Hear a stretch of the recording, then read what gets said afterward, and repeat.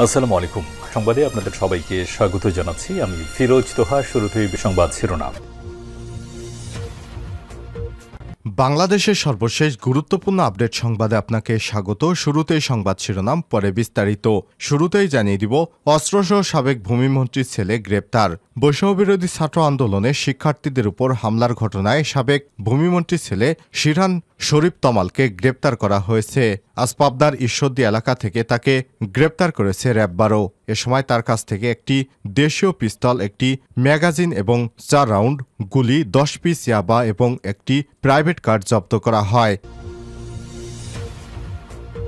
এরপর জানিয়ে দিব, 3 বাহিনীর দখলবাজিতে অশান্ত সাভারের আশুলিয়া ইপিজেড। আওয়ামী লীগ সরকারের পতনের পর দখলবাজিতে 1 মাস ধরে অস্থিরতা চলছে আশুলিয়ার রপ্তানি প্রক্রিয়াকরণ অঞ্চল ইপিজেড। বিএনপি এবং তাদের সহযোগী সংগঠনের নাম ব্যবহার করে এরই মধ্যে 3টি বাহিনী ইপিজেড কেন্দ্রিক জুট ব্যবসা দখলে নিতে মরিয়া হয়ে উঠেছে।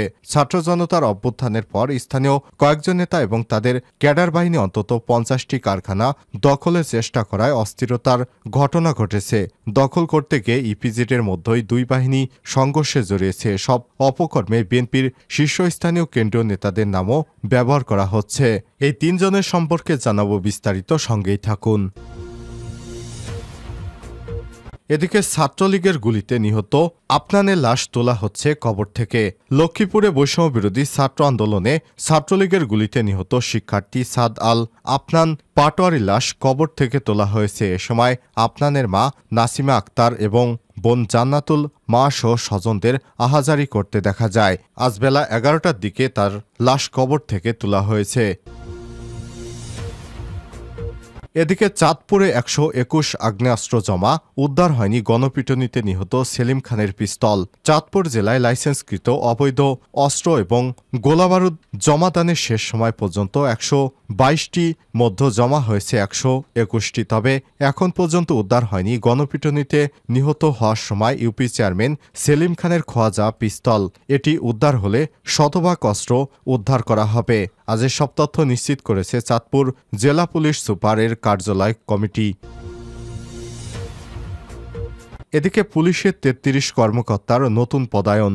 বাংলাদেশ পুলিশের অতিরিক্ত পুলিশ কমিশনার এবং সহকারী পুলিশ সুপার পদমর্যাদার 33 কর্মকর্তাকে প্রদান করা হয়েছে।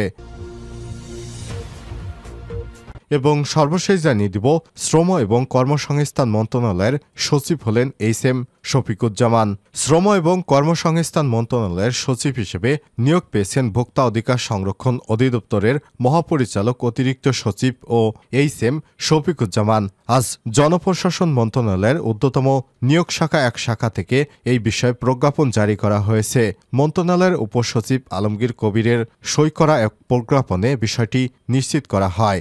এইচ.এম. শফিকুজ্জামান এর আগে ভোক্তার ডিজি হিসেবে কাজ করতেন। প্রিয় দর্শক, এতক্ষণ শুনছিলেন সংবাদ শিরোনাম, এবারে বিস্তারিত। তবে তার আগে বন্ধুরা, অনুরোধ থাকবে সংবাদটিতে একটি লাইক দিন। এই চ্যানেলে আপনি নতুন হয়ে থাকলে আমাদের সংবাদটি দেখতে দেখতে চ্যানেলটি সাবস্ক্রাইব করে রাখুন, যাতে করে বন্ধুরা আমাদের পরবর্তী লেটেস্ট আপডেট সংবাদগুলো সবার আগে আপনার কাছে পৌঁছে যায়। এবারে বিস্তারিত। অস্ত্রসহ সাবেক ভূমিমন্ত্রীর ছেলে গ্রেপ্তার। বৈষম্যবিরোধী ছাত্র আন্দোলনে শিক্ষার্থীদের উপর হামলার ঘটনায় সাবেক ভূমিমন্ত্রীর ছেলে শিরহান শরীফ তমাল তাকে গ্রেপ্তার করা হয়েছে। পাবনার ঈশ্বরদী এলাকা হতে তাকে গ্রেপ্তার করেছে র্যাব 12। এ সময় তার কাছ থেকে একটি বিদেশি পিস্তল, একটি ম্যাগাজিন, 4 রাউন্ড গুলি, 10 পিস ইয়াবা এবং একটি প্রাইভেট কার জব্দ করা হয়েছে। অভিযোগ রয়েছে, বৈষম্যবিরোধী ছাত্র আন্দোলনের সময় শিক্ষার্থীদের উপর সরাসরি গুলি করেছেন গ্রেপ্তারকৃত ভূমিমন্ত্রীর ছেলে শিরহান শরীফ তমাল। তার বিরুদ্ধে গুরুতর অভিযোগ পেয়েছে আইনশৃঙ্খলা রক্ষাকারী বাহিনী। গোপন সংবাদের ভিত্তিতে পাবনার ঈশ্বরদী এলাকায় অভিযান চালিয়ে র্যাব 12-র একটি প্রতিনিধি দল তমালকে গ্রেপ্তার করে। গ্রেপ্তারের পর মিডিয়াকে বিষয়টি নিশ্চিত করেছে র্যাব 12-র মিডিয়া উইংয়ের কর্মকর্তা। এ সময় তার কাছ থেকে মোট একটি বিদেশি পিস্তল, একটি ম্যাগাজিন, 4 রাউন্ড গুলি, 10 পিস ইয়াবা এবং একটি প্রাইভেট সাদা রঙের একটি কার জব্দ করা হয়েছে। তিন বাহিনীর অতিষ্ঠে এবং দখলদারিত্বে অশান্ত ঢাকার আশুলিয়া ইপিজেড। এরা তিনজন হচ্ছেন আইয়ুব খান, আব্দুল গফুর এবং সালাউদ্দিন বাবু। আওয়ামী লীগ সরকার পতনের পর দখলবাজিতে 1 মাস ধরে অস্থিরতা চলছে সাভারের আশুলিয়া রপ্তানি প্রক্রিয়াকরণ অঞ্চল ইপিজেড। বিএনপি এবং তাদের সহযোগী সংগঠনের নাম ব্যবহার করে এরই মধ্যে 3টি বাহিনী ইপিজেড কেন্দ্রিক জুট ব্যবসা দখল নিতে মরিয়া হয়ে উঠেছে। ছাত্র জনতার অভ্যুত্থানের পর স্থানীয় কয়েকজন নেতা এবং তাদের ক্যাডার বাহিনী অন্তত 50টি কারখানা দখলের চেষ্টা করায় অস্থিরতার ঘটনা ঘটেছে। দখল করতে গিয়ে ইপিজেডের মধ্যেই দুই বাহিনীর সংঘর্ষ হয়েছে। এসব অপকর্মে বিএনপির শীর্ষস্থানীয় কেন্দ্রীয় নেতাদের নামও ব্যবহার করা হয়েছে। খোঁজ নিয়ে জানা গেছে, গত 5ই আগস্টের পর ইপিজেডের জুট ব্যবসা দখলে নিতে প্রায় প্রতিদিনই বিভিন্ন ফ্যাক্টরিতে যাচ্ছে সাবেক সংসদ সদস্য ডাক্তার দেওয়ান মোহাম্মদ সালাউদ্দিন বাবু গ্রুপ, সাবেক UP chairman Abdul Gafur group এবং আইয়ুব খান গ্রুপ। এক গ্রুপ আরেক গ্রুপকে ঠেকাতে কারখানা থেকে বহির্গামী মালবাহী গাড়িগুলো আটকে দিচ্ছে। নিজেদের মধ্যে একাধিকবার সংঘর্ষ, হামলা ও ভাঙচুরের অভিযোগ উঠেছে।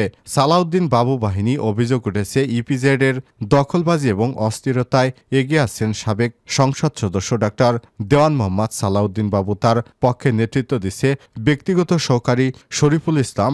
8ই আগস্টের পর থেকে শাসা, সিকেডিএল, হোপলং, ওয়াইকেকে এবং শান্তা নামক ফ্যাক্টরিতে বিশৃঙ্খলার হুমকি, মালপত্র আটকে দেওয়ার অভিযোগের ঘটনা ঘটিয়েছেন তারা। এছাড়াও অন্তত 40টি কারখানায় সরাসরি হস্তক্ষেপ করে বাবু বাহিনী। জুট ব্যবসা দখলবাজিতে সালাউদ্দিন বাবু বিএনপির শীর্ষস্থানীয় এক নেতার নামও ব্যবহার করেছেন। ওয়াইকেকে ফ্যাক্টরিতে জুট ব্যবসা নিয়ন্ত্রণ নিতে পিএস শরীফুলের নেতৃত্বে 50 থেকে 60 জন যায় ওই কারখানায়। সেখানে গিয়ে শরীফুল বিএনপির শীর্ষস্থানীয় ওই নেতার এলাকার ভাইকে কাজ দিতে বলেছে বলে জানান। কারখানার কর্মকর্তারা বলেন, এজন্য বস সালাউদ্দিন বাবু আমাদের পাঠিয়েছেন। এ বিষয়ে ওয়াইকেকের এক কর্মকর্তা বিভিন্ন গ্রুপের অপতৎপরতার কথা স্বীকার করেন। ওই কর্মকর্তা বলেন, শুধু কেন্দ্রীয় নেতা নয়, একেবারে টপ নেতাদের নামও ব্যবহার করা হয়েছে। আমরা জানি এগুলো মিথ্যা, সেজন্য আমাদের ম্যানেজমেন্ট থেকে এগুলো পাত্তা না দিতে বলা হয়েছে, কিন্তু আমাদের নিজেদের ক্ষতির আশঙ্কা রয়েছে। সালাউদ্দিন বাবুর এসব দখলদারিত্বে শফিকুলের নেতৃত্বে অন্তত 200 জনের একটি বাহিনী রয়েছে। তাদের মধ্যে অন্যতম মেহেদি মাসুম, আবু হানিফ, শাইনুর রহমান শাহিন, মুস্তাফিজুর রহমান রনি, জাহাঙ্গীর মণ্ডল ও মামুন বিশ্বাস। অনেক চেষ্টা করে এসব অভিযোগের বিষয়ে ডাক্তার দেওয়ান মোহাম্মদ সালাউদ্দিন বাবুর বক্তব্য পাওয়া যায়নি। তার 4টি মোবাইল নম্বরে একাধিকবার কল দেওয়া হয়, হোয়াটসঅ্যাপে মেসেজ পাঠানো হয়, কিন্তু তিনি কোনোভাবেই সাড়া দেননি।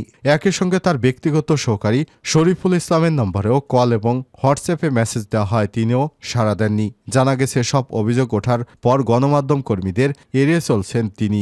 এদিকে রয়েছে আইয়ুব বাহিনী।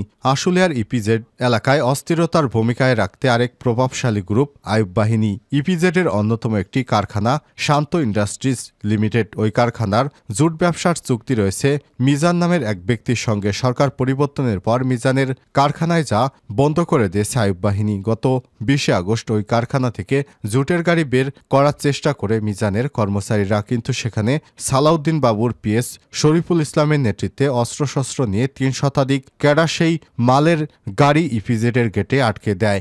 একইভাবে আরও অন্তত 8টি কারখানায় অস্থিরতা সৃষ্টি করেছে আইয়ুব বাহিনী। গফুর বাহিনী। ইপিজেডের দখলবাজিতে আরেক গ্রুপ হচ্ছে ধামসোনা ইউনিয়নের সাবেক চেয়ারম্যান আব্দুল গফুর। তিনি নিজে সরকারি কোনো কারখানায় যান না। তার গ্রুপের নেতৃত্ব দিচ্ছেন সহোদর ছোট ভাই এবং আওয়ামী লীগ নেতা ব্যারিস্টার মনির। 5ই আগস্টের পর থেকে মনিরের নেতৃত্বে জুট ব্যবসা নিয়ন্ত্রণের চেষ্টা করছে বাক্সস্টার, বেটন এবং সেরি ইয়াংওয়ান, ঢাকারিয়া এফসিআই, তালিসমা, প্যান্ডেক্স ও পেক্সার কারখানার। মনিরের সঙ্গে এই বাহিনীর নেতা হিসেবে রয়েছে তাদের বোনের স্বামী মিজানুর রহমান মিজান। মিজানের নেতৃত্বে ক্যাডার হিসেবে আলিম সামির, ফারুক, সোহরাব, মাহবুব, শিমুল, রুবেল সহ ভাইগনারা রুবেল। অন্তত 50 জনের বাহিনী ইপিজেডের বিভিন্ন দখলবাজিতে কাজ করছে। ছাত্রলীগের গুলিতে নিহত আফনানের লাশ তোলা হলো কবর থেকে। আজ বেলা 11টার দিকে লক্ষ্মীপুরের পৌর শহরের বানসারগড়ে বাস টার্মিনাল এলাকায় পারিবারিক কবরস্থান থেকে তার মরদেহ উত্তোলন করা হয়। এ সময় সেখানে উপস্থিত ছিলেন জেলা প্রশাসক কার্যালয়ের নির্বাহী ম্যাজিস্ট্রেট মীর মেজবাহিজুল চৌধুরী এবং মামলার তদন্তকারী কর্মকর্তা সদর মডেল থানার উপপরিদর্শক এসআই কামাল হোসেন। এর আগে গেল 5ই আগস্ট আফনানের মরদেহ ময়নাতদন্ত ছাড়াই দাফন করা হয়েছিল। তাই তাই ময়নাতদন্তের স্বার্থে আপনাদের মরদেহ উত্তোলন করা হয়। মামলার তদন্তকারী কর্মকর্তা সদর মডেল থানার উপপরিদর্শক এসআই কামাল হোসেন বলেন, মামলা তদন্তের স্বার্থে নিহত আপনাদের মরদেহ কবর থেকে উত্তোলনের নির্দেশ দেয় আদালত। তাই ম্যাজিস্ট্রেটের উপস্থিতিতে মরদেহ উত্তোলন করা হয়। ময়নাতদন্ত শেষে আবার আমাদের তত্ত্বাবধানেই পুনরায় মরদেহ দাফন করা হবে। উল্লেখ্য, গত 4 আগস্ট বৈষম্যবিরোধী ছাত্র আন্দোলনে লক্ষ্মীপুরের মাদাম ব্রিজ এলাকায় গুলিবিদ্ধ আফনান মারা যায়।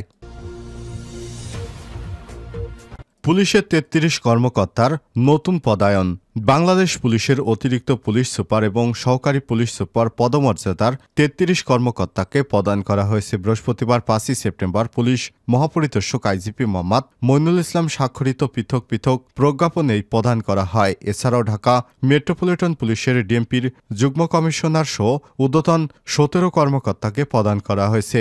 ডিএমপি কমিশনার মোহাম্মদ মইনুল হাসান স্বাক্ষরিত এ আদেশ প্রদান করা হয়। এর মধ্যে রয়েছে জনাব আরাফাতুল ইসলাম শেরপুর, জনাব মন্নে থয়াং মারমা কুমিল্লা, জনাব মারুফা নাজনীন মানিকগঞ্জ, জনাব মোহাম্মদ কামরান হোসেন কুমিল্লা, জনাব মোহাম্মদ জামিল আক্তার অতিরিক্ত পুলিশ সুপার সিআইডি হিসেবে বদলির আদেশপ্রাপ্ত, জনাব সাইফুল ইসলাম খুলনা, জনাব মোহাম্মদ আবির হোসেন ঢাকা, জনাব মোহাম্মদ ফজলুল হক সাতক্ষীরা, জনাব মোহাম্মদ এম এ সবুজ রানা নওগাঁ, জনাব মোহাম্মদ নজরুল ইসলাম রংপুর, জনাব মীর মোহসিন মাসুদ রানা কুমিল্লা, রকিবুল হাসান ঢাকা টিআর পদে, জনাব মোহাম্মদ রায়হান শফিক সহকারী পুলিশ সুপার র্যাব, জনাব মোহাম্মদ শামীম হোসেন পুলিশ হেডকোয়ার্টার্স ঢাকা, জনাব মোহাম্মদ নাজমুল হক র্যাব, জনাব মোহাম্মদ শাহ মোস্তফা তারিকুজ্জামান বিপি কুমিল্লা, জনাব হুসাইন মোহাম্মদ ফারাবি নেত্রকোনা, জনাব মোহাম্মদ সোহেল রানা